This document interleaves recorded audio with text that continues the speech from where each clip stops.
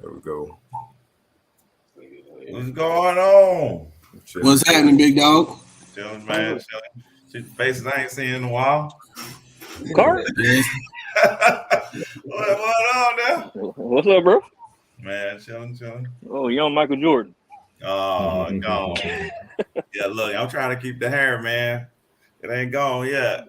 What you mean you trying to keep it? You losing yours? Oh, yeah. It's slowly but surely. Y'all too young to be going bald, man. I still got a head full, bro. Look, man, Aviano will do it to you. Where you at now, bro? Shoot, I just separated. So yeah, I went back to Aviano, and then the first time around I was like, yeah, man, I kind of liked it. You traveled, I went back the second time. I was like, nah, this ain't it. So, when you get that leadership role, it's done. It's a different beast. Right. Yes, sir. But yeah, no, so yeah, I'm out here with Lee out here in Croatia right now, with my girl and stuff. So doing a digital nomad. Okay. Oh, we live? We live? What's up? Yeah, we got one more trying to join as well. Oh, okay. Be good. What everybody been up to? What you been up to, Lee? Man, I just been working, bro. And then this wedding, bro. Oh my God. Okay. Still trying to get everything set up so I can come over there, man. Oh yeah, it's about to be wild, bro. You about to see everybody, man. Everybody coming, man. People from the States, people from France, Africa. That's what we Y'all gonna be like a wedding in the Zamunda or somewhere. Bro, it's about Coming to America too? Huh? Say coming to America too? Bro, God. I told it to the DJ 2 days ago, and his eyes lit up. His eyes got big. Like, I was like, America. He's like, oh, I've been waiting for this moment. Like, he likes black music. He Croatian, he likes black music. It looked like he worked his whole life for this moment to get like cool Nice. like black music. That's what's up. Oh, man. How about you? It's weird how traveling the world, you can see as advanced as everything is, there's still some stuff out there that just kind of fascinate, weird how what fascinates some people, or that some stuff is still new to some people. Mm. Yep. Mm-hmm. You're right. How everything's connected and people still, learn to certain things. Right. But yeah, man, it's gonna be live. It's gonna be live. Everybody there.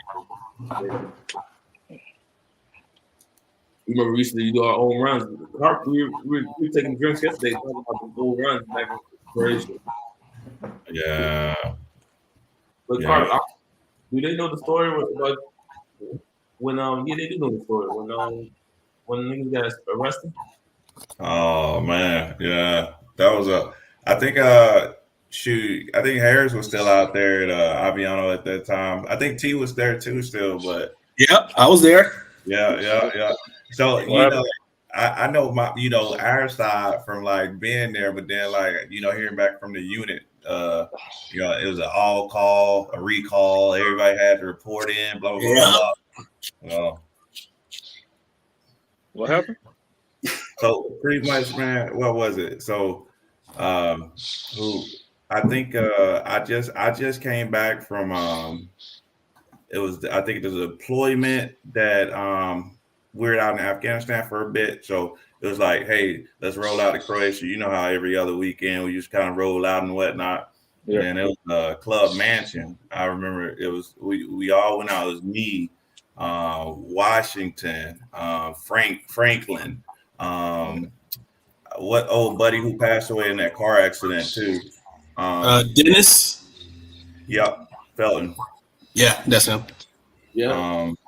But yeah, we were deep, man, and it was Franklin, one of the cat, man, hothead. He got into it with one of the security guards or whatever out there, and then the security at the club called the police, and then the police come out there in a little minivan, and then they just jump out, start handcuffing every black dude they see. Look, it was straight. It call it what it is. Like, they seen color and they just went for it. But Those. well, and then but the thing was, I was looking to my left, looking to my right. They yanking up everybody, put them in cuffs, blah blah blah. I'm looking. They looked at me. I looked at them, and they just walked past me. And then I was like, all right, bet. But we all went to the van. I jumped in with them. We went down to the station. They had everybody in like a little cell. And then, the commander had to come and grab everybody. So, it was mad as hell taking that long. That's 3-hour drive. Yeah. Man, he was mad as hell that he was married and couldn't go to Croatia by his damn self. Yeah. Was I still there? I don't remember that. You don't remember that? It was like I think like March or April of 2013. You remember when that I was about to leave. You remember that Master Sergeant came in who took over for Ranger Burke? The one that He was stomping on niggas' necks and shit. I was about to whoop his ass. You remember he did that shit in front of me? I was this close to whooping his ass, like for real. Stomping niggas' neck. Yeah, man. Yeah, he was about to catch everything I had. Look. Yeah, that was a lot of time. Dr. Lee. Hey. We got Abe in the stream. Yeah. What up? What up? What's happening? Chilling. Got this little podcast invite from Mr. Lee. So decided to go ahead and check it out. Yeah, it got What's going on, man? He's a Marine as well. Okay. Yeah, I did. Got out back in 2017. He lived in Croatia. I did. Now I'm out here in Prague chilling. Oh, you living a good life. Mm-hmm. It don't come with some grinding, but you're right. Yeah, I believe it. But how are y'all? Who's everybody? Good, man. Good. Hot over here in Florida, but it's good. Mm-hmm. Florida, where at? I'm in Central Florida, close to Tampa. Oh, okay. I used to hit Florida every summer, but over in Miami. Oh, okay. Yeah. Where you from originally? Houston, Okay. but Gambian born. Right. Yeah, but I left when I was 1, so I don't know if it can count. Yeah, I'm like Lee, one of them Africans that don't know where they really from. You born in African household, but you still go outside to the streets every day. It's like, damn. But sorry about the camera being off. I just woke up and I still look a mess. How do y'all know connected to Lee? How you know Lee? How y'all know each other? Oh man, random. So funny. I'll go ahead and tell the full story because it's kind of funny. This Croatian dude I randomly met at a bar one time told me all about his American school and all this yada yada. And he introduced me and Lee because he was like, I know another black military dude that lives here too. He didn't say that he knew the. He didn't say he knew the. He knew the black military dude in Zagreb. So yeah, he linked me up with Lee. At the time, Lee was you was still engaged. I think you and Dave was only together 6 years or something, 6, 7. Yeah, because they used to let you not forget it, boy. Yeah, boy. You ever talk to Daya drunk? Mm-hmm. Boy, she was pointing at that ring 6 freaking years, man. It's almost that time though. Oh, you're right. But now we met ever since then, and then we just linked up. And when I moved over there, he showed me the ins and outs of the city, pretty much. That's what's up. Yeah. How long were you in the Marines? Just a little shy, 2 months shy of 6 years. Okay. Yeah, because I was gonna do my just 4 and get out, but then I extended for the embassy duty, and that's how I ended up in Croatia. Because when Lee met me, I was still in the Corps. Mm-hmm. I was I was in my final year, and I just decided to get out and just stay in Croatia and go to school. I wanted to be overseas, period. Anyway, so Right. Yeah. Facts. mhm. You can definitely ask him his experience about Croatia, like racism, benefits, all that stuff. So he went through that stuff too. Like, hey, And I went through everything in like the span of 3 years. That shit is exhausting. Yeah. The breaking you in, getting used to it. Yeah, I mean, because the culture shock, I didn't hit no more. I wasn't the one for really culture shock anymore. I was already kind of used to just being in new places all the time, having to learn new cultures. I mean, I still do it. I don't know. I feel like it became a habit that I just don't know about. Right. But yeah, in Zagreb, I mean, Croatia, when I got there, especially there, the fucking staring, they used to scare the hell out of me. Because I didn't know. I'm like, because, they don't show no emotion on their face. They just look at you. And I'm just like, yo, bro, like, we about to die. Until my boy had to feel me. He's like, nah, they ain't got no black people out here, man. I said, yeah, I knew that, but damn, the staring. I mean, shit. Yeah, but I mean, that shit's everywhere, really. If I go to Africa, they gonna stare at me because they know I'm different. But yeah, I mean, I dated this chick, I think, for a good couple years. I mean, and that was part of the reason I ended up staying, because I was like, I'm getting out. I want to be overseas, because originally I was going to Tokyo, but I changed my mind real quick when I seen how much apartments cost and what little you get. But yeah, I just stayed there because I was like, I'm dating somebody here. It's Europe. I'm cool. I can transfer anytime, like, easily. So I was like, okay, it ain't no danger. Yeah, but with that relationship, oh man, went through good times, went through rough times. Mainly with an unaccepting family, that was new for me. Oh, Yeah, that one was completely new. I had no idea how to handle that shit. I just winged it. Yeah. I mean, really, mostly I listened to my mama. She was just like, with the whole, just be nice to him, be cool, no matter what. Tried that, and I think after maybe like the second or third little stupid comment, even my mama was like, you know what, fuck these people, bro. Right. Hey, straight up. I mean, Lee was there for the whole thing, like from when I met the motherfucker until when it ended. Yeah, he was there for the whole thing, so he's seen it. But yeah, that was just rough. And then the second one I dated, that one, I mean, we're not together anymore, but still just very cool. I'm I talking. think at the end of the day, I mean, like when it comes, like we've been talking, lately about these type of things. So like looking back in retrospect, of course, hindsight is 2020. But Right. At the end of the day, like as soon as why you stick it out for love, even though that you got this conflict with the family. You know what I'm saying? Why do we do that? Or what do you feel about that decision at this point now? I don't regret it, because I still did the right thing at the end of the day.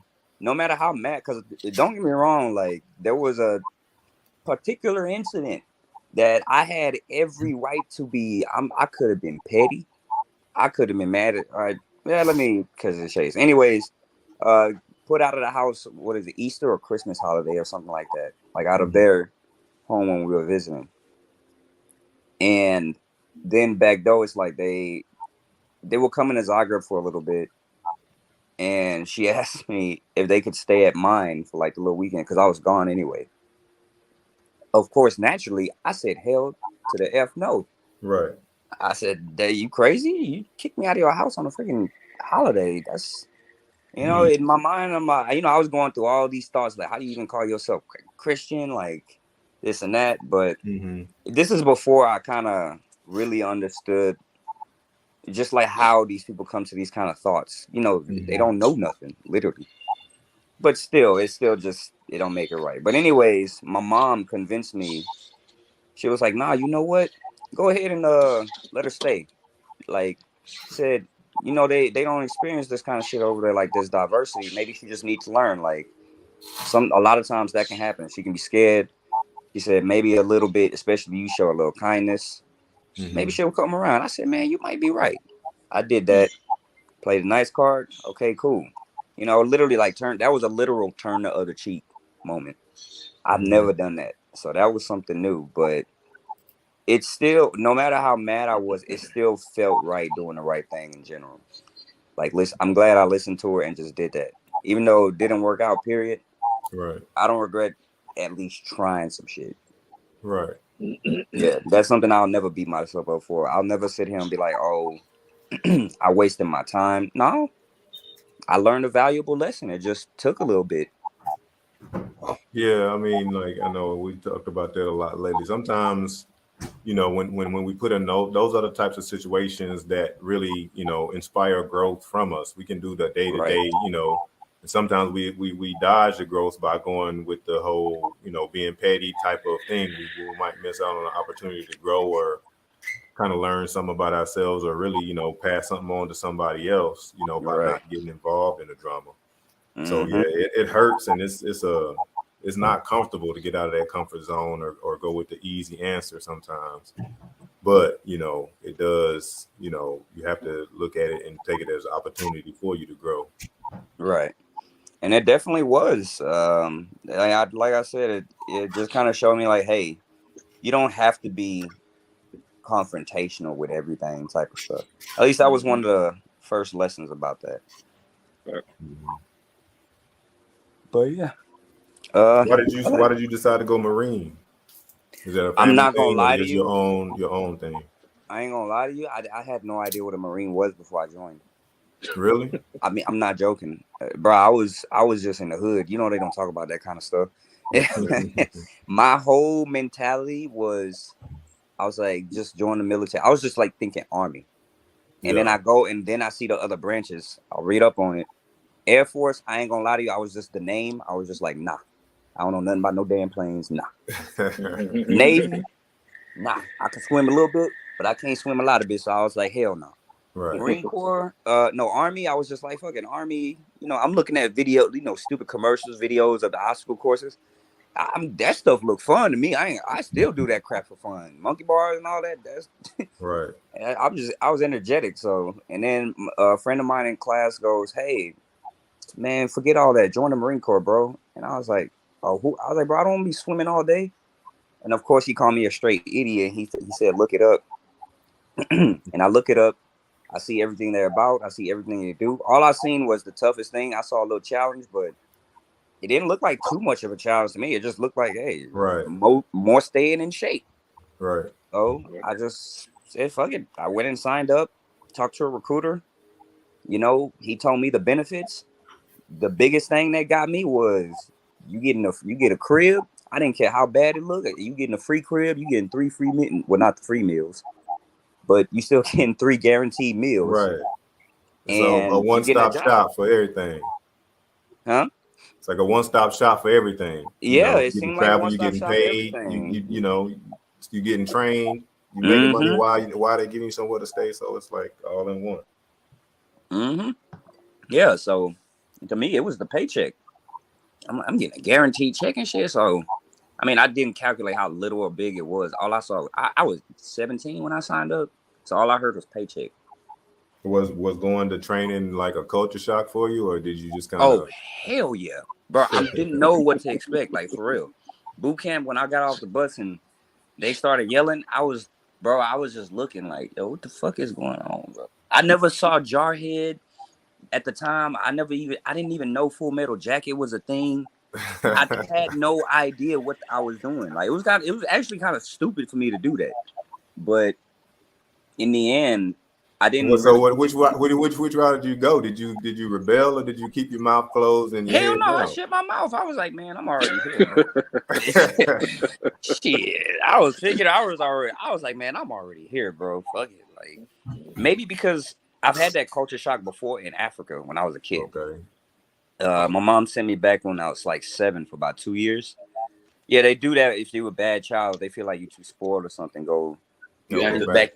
Yeah, my mom calls it just like American middle class and upper class now. Be like, I'm gonna take you to the hood where I grew up. Yeah, exactly. Yo, African families love doing that. They be like, yo, as soon as you start acting up, they're like, yo, I'm sending you to Africa. Yep, I'm sending you to Africa. It's always like at least 2 years. 2 years is the minimum. Just to humble your ass. Just to humble your ass. Yeah, especially because back in the day, they used to still whoop you in school. So they knew that. And my mom knew that. She was like, he needs that. Because in America, it was just, I ain't gonna lie, I was out of control, man. Like, she used to whoop my behind, of course, but I don't know. Maybe I had ADD or something, but I was getting in trouble every single fucking day. What country in Africa you from, man? The Gambia. Gambia? Okay. Yeah. He escaped dictatorship, man. He It actually was, yeah. Yeah, Yahya Jammeh was there at the time still. It actually, it was dictatorship. He called it a presidency and quote unquote democratically elected, but that man was straight dictator. Yeah, my first couple, like most of my first couple paychecks, I think, I know I was sending to my dad to try to help because my uncle got arrested over there for like conspiracy against the government, but he didn't do that. He was on the phone talking shit. And they had his shit tapped or something. Next thing you know, his door's getting kicked in and he got arrested, sent to some dungeon where he got beat up and just in prison. Yeah. How much time he served? I think it was about a year or so because the whole family had to kind of scrounge up money to get his ass out because it was out of nowhere, you know? So everybody started pouring their resources together and seeing how much we can all stack up. It was, man. But, I mean, as a child, you don't notice these things over there because one thing I'm glad I did learn from Gambia was just I was actually able to be a kid over there. We outside every day, all day, every day.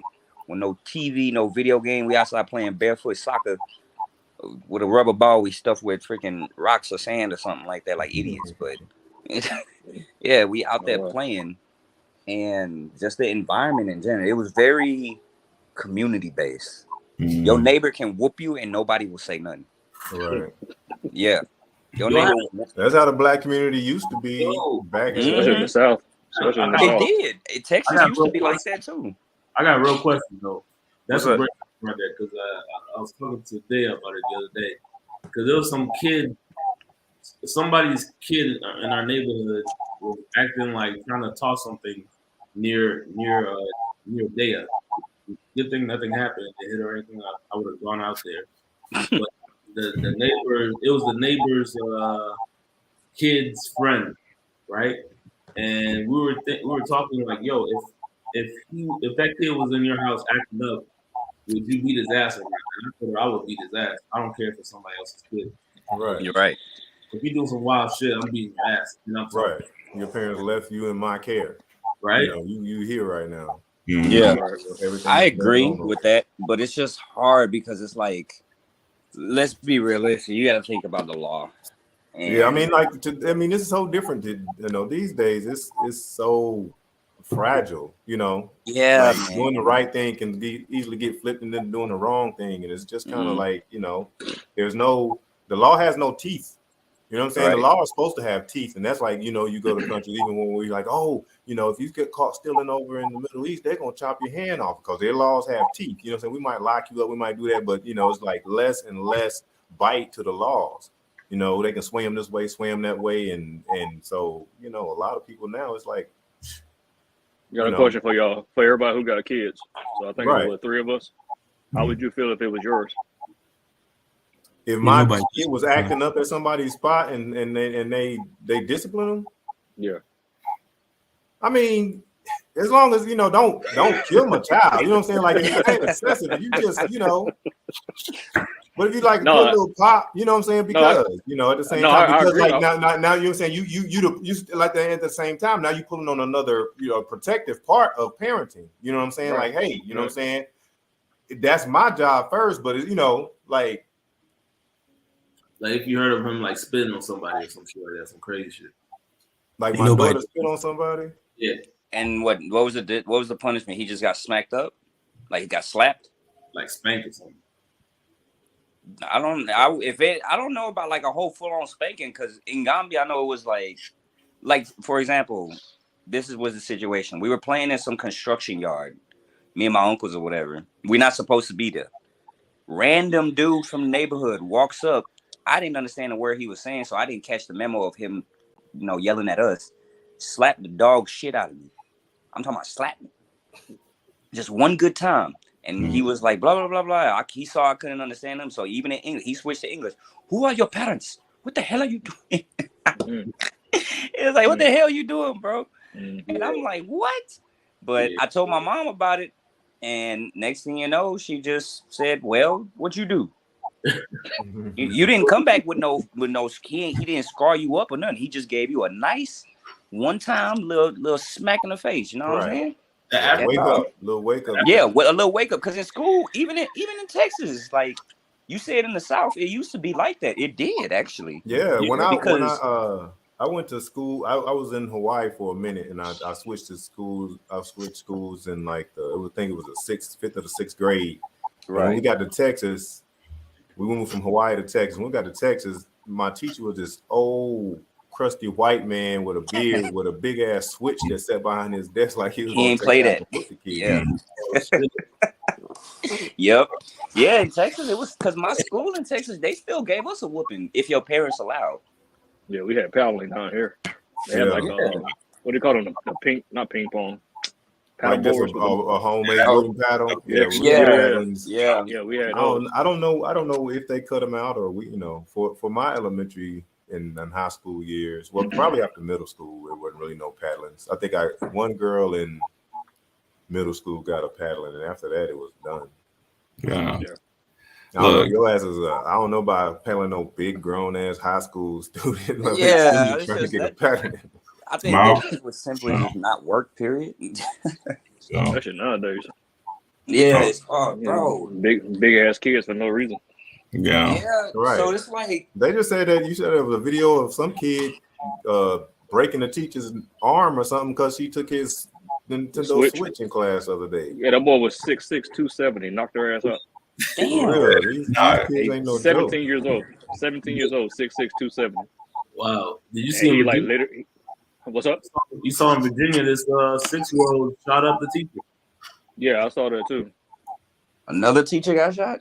Like a 6-year-old, bro. No, 6-year-old. Oh, that one. Yeah, I saw that story. Yeah, I was following that story for a little bit, just seeing what was going on. They're talking about letting teachers legally carry. Did y'all hear about that? That's one of the first things that came out, but I don't see. I mean, how is that the answer though? I mean, they've been talking about that. No, you talk about. We just got done talking about how you gonna feel about if somebody whoop your kid. How you gonna feel like if somebody shoot your kid, your 6th grade kindergarten? Yeah, I'm sorry, but people go crazy, man. People go crazy. I mean, it's funny. It's not funny, but it's funny, but it ain't funny. It's so true. In the 3rd grade, I remember Miss Harrison. She shot me in 3rd grade, bro. Yeah. I remember. You about to graduate, you got a bullet in your ass. Hey, I'm about to pass this class, bro.